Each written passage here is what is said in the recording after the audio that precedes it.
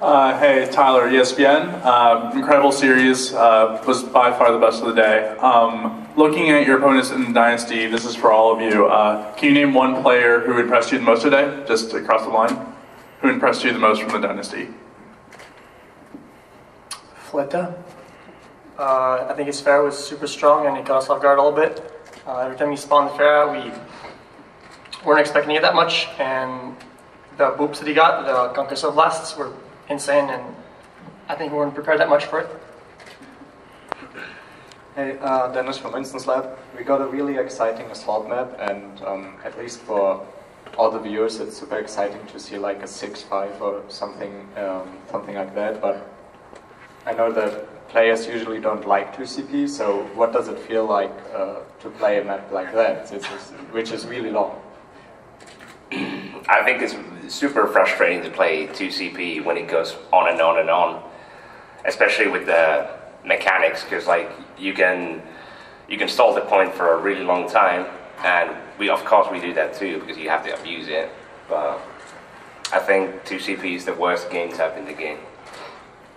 Say real Maston, Overbuff, Taimou, Junkertown. You seem to always know where to find Fleta for your hooks. Were you studying? Was it a bit of luck? Some both? Not really. I just play by the feel all the time. I never really like. I pick up people's habits during the game super fast, so I know to like it's literally autopiloting all the time. I don't really think about it. I just find people. Overall, I think Junkertown was our best one. We played really well. Everybody played really well. I played really badly on the other ones, so I'm not very happy with the game. Hey there, Adam with Akshon Esports. So we have a lot of really mechanically gifted Widowmaker players in the league, and Widowmaker is one of those few characters that can really turn any skirmish into a 5v6 before it even really begins. How does your strategy change when playing around these like infamous Widowmakers, and how do you adapt to that kind of skirmishing? I think when it's Widow versus Widow, we actually want the other teams to play Widow because we know we can easily beat them in the 1 versus 1 especially. But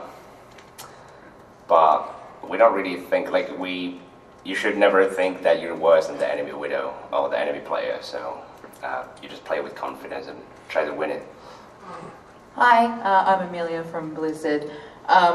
So you'll always have that honor at least of taking the first map of Seoul Dynasty, but the rest of the match looked like so much work. So like how close do you think you are to actually taking out Seoul Dynasty? I mean, it felt like one fight away on the Bunny, and on the LDLs it was always like close fights. It may not seem that way from the viewer's perspective, but a lot of times there's super small stuff in the current meta anyway, where we just played it slightly different, or like a tiny thing happened in our way, it would have turned the whole map. I don't feel like we were off like at all off there. I think, if anything, I just thought we were going to win. Most of the time, even on the Nubis, we were what, like 6 minutes and 12 after the first round. It felt really good. It just didn't line up. We'll get it next time. It happens.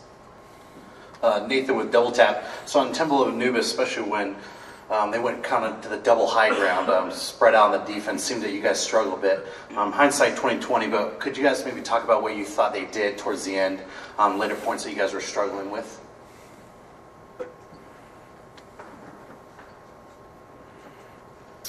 I think on that particular strat, it's not the strat itself that was causing us trouble. I think they were shutting down Effect, which he had a little bit of trouble because I think the Tracer was being disruptive. And normally we were going straight to point and try to play off the sight lines, but they would wrap around and squeeze us. Yeah, I think a big problem was that we couldn't get Effect set up, and their Tracer and Widow were running rampant in our backline. So we just I think our strategy was fine, but we just struggled executing it. Adam with Akshon Esports again. So you guys, both as Dallas Fuel and in your previous incarnation, are known as a very high energy and charismatic team. Obviously, you have experience playing on a live stage, but the energy in this house is insane. And I just want to know, how exactly does that energy feed into you? Do you guys, do you let it affect you? Do you get pumped off of it? And how do you kind of return that with your own energy and charisma?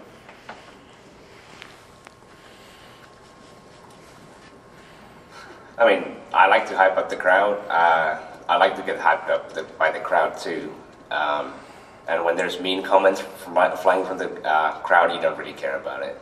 Like, I think that's you should let them fuel you too. Mind the pun.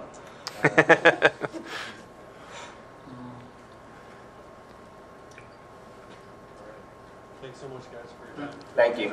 Thank you.